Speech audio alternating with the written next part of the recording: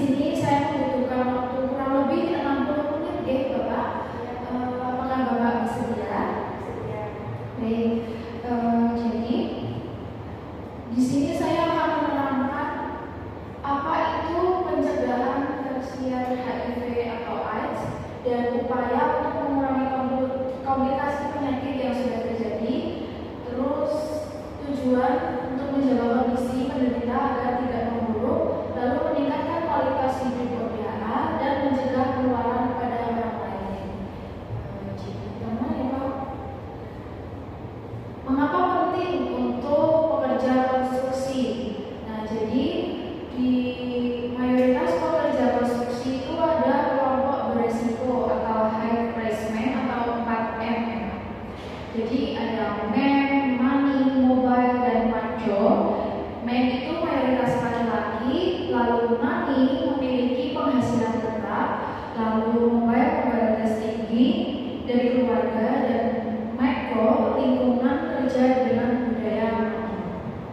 Lalu ada eliminasi HIV Indonesia di 2030, target 95, ada 95 target, yaitu 95% ODHA mengetahui status, 95% ODHA mendapat pengobatan, lalu 90% ODHA yang diobati virusnya tersuksesi. Lalu untuk peran ARV atau antiretroviral, sebelumnya Bapak sudah tahu apa itu peran antiretroviral?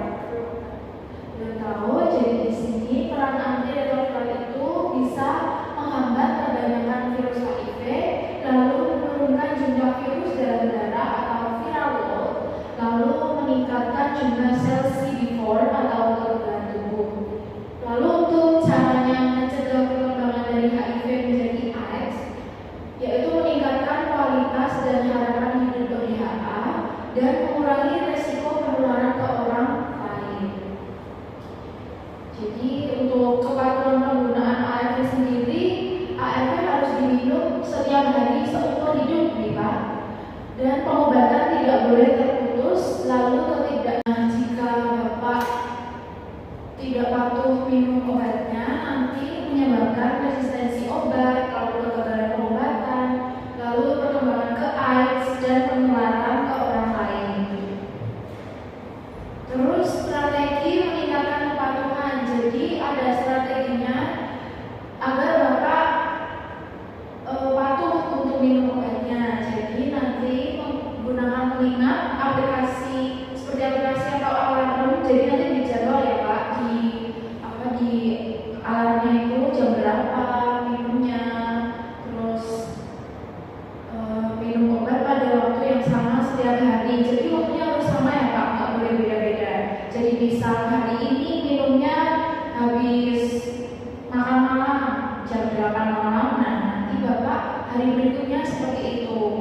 Terus siapkan persediaan obat yang cukup, terus minta dukungan dari keluarga atau teman, bergabung dengan kelompok petugas daya, dan komunikasi dengan petugas kesehatan. Jadi nanti kalau ada yang ingin ditanyakan kepada petugas kesehatan, Bapak boleh banget mau tanya.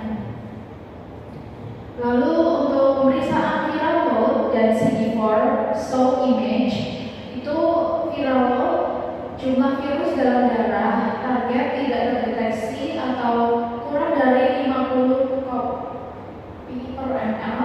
Lalu pemeriksaan setiap 6 bulan. Lalu untuk CD4 gambaran kekebalan tubuh, target lebih dari 5.000 sel dan pemeriksaan setiap 6 sampai 12 bulan. Untuk pencegahan infeksi oportunistik, infeksi yang terjadi saat kekebalan tubuh menurun, pencegahan minum ARV secara teratur, menjaga kebersihan diri dan lingkungan, lalu menghindari makanan mentah atau tidak higienis, menghindari kontak dengan orang sakit, dan mengonsumsi obat profilaksis sesuai resep. Nah, untuk peningkatan kualitas hidupnya itu ada nutrisi seimbang dan manajemen stres. Untuk nutrisi seimbang, Bapak bisa olahraga secara teratur, lalu istirahat yang cukup. Jadi jangan begadang ya Pak. Jadi kalau waktunya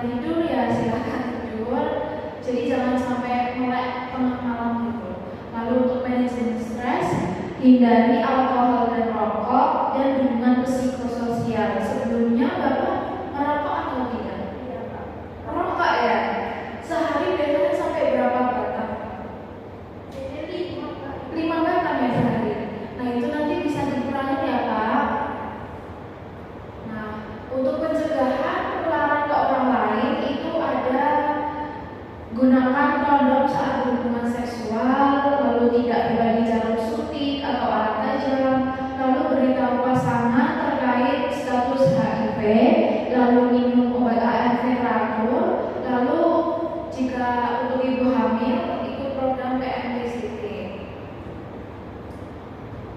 Untuk layanan kesehatan muda ini ada di beberapa tempat ya Pak. Jadi ada di puskesmas atau klinik VCT, lalu rumah sakit rujukan, lalu kelompok dukungan sebaya atau KDS, lalu aplikasi mobile untuk pekerja konstruksi dengan HIV, dan konseling tes HIV rutin. Jadi Bapak kan sudah bekerja di sini beberapa tahun, jadi biasanya Bapak sudah mempunyai untuk aplikasi. Nah, untuk unstable dan untransmittable, viral load tidak terdeteksi, tidak menularkan, lalu syaratnya itu minum ARV secara teratur, viral load tidak terdeteksi selama minimal 6 bulan, lalu tetap melakukan pemeriksaan viral load secara berkala. Nah, untuk dukungan bagi ODHA, hindari stigma dan diskriminasi, berikan dukungan psikososial, lalu ciptakan lingkungan kerja yang inklusif, lalu jaga rahasiaan status HIV, dan berikan akses ke layanan kesehatan. Nah, sudah selesai Bapak. Sebelumnya apakah ada yang ingin ditanyakan? Saya nggak bertanya. Ya, Kebetulan ada waktu minum ARV. Dan jika dia baru terkena HIV, itu gimana cara minumnya? Jadi Bapak mau nanya itu ya tentang cara minum ARV. Nah, itu nanti bisa Bapak minum setiap hari sesuai jadwal seperti yang saya beritahu tadi. Bapak misal minum hari ini jam 8, jadi besok juga jam 8. Jadi jamnya nggak boleh beda. Lalu ikuti petunjuk dokter atau petugas kesehatan. Lalu jangan berhenti tanpa saran dokter. Jadi kalau misal Bapak ingin berhenti nih minum obatnya, nah itu tidak boleh ya Pak. Jadi itu harus melalui saran dari dokter. Lalu jika terlambat atau lupa minum obat, Bapak langsung minum aja. Misal jam 8 Bapak masih di perjalanan, itu nanti Bapak bisa langsung minum obatnya di rumah saja ya Pak. Nah terus catat dan pantau efek samping, lalu gunakan alat bantu. Nah jadi nanti kalau Bapak kelupaan nanti pakai alarm gitu Pak. Baik, apakah ada yang ingin ditanyakan lagi? Cukup sih Pak. Cukup ya.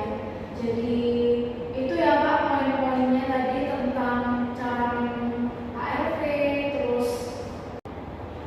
Nah jadi itu ya Pak sudah selesai nih. Jadi kita sudah mempelajari tentang cara minum obat ARV, lalu pengertian pencegahan HIV/AIDS, lalu kepatuhan penggunaan ARV, pemeriksaan viral load CD4, lalu pencegahan infeksi oportunistik, lalu peningkatan kualitas hidup. Nah baik, terima kasih untuk Bapak karena telah kolaborasi dengan saya dengan baik. Kurang lebihnya mohon maaf ya Pak. Saya pamit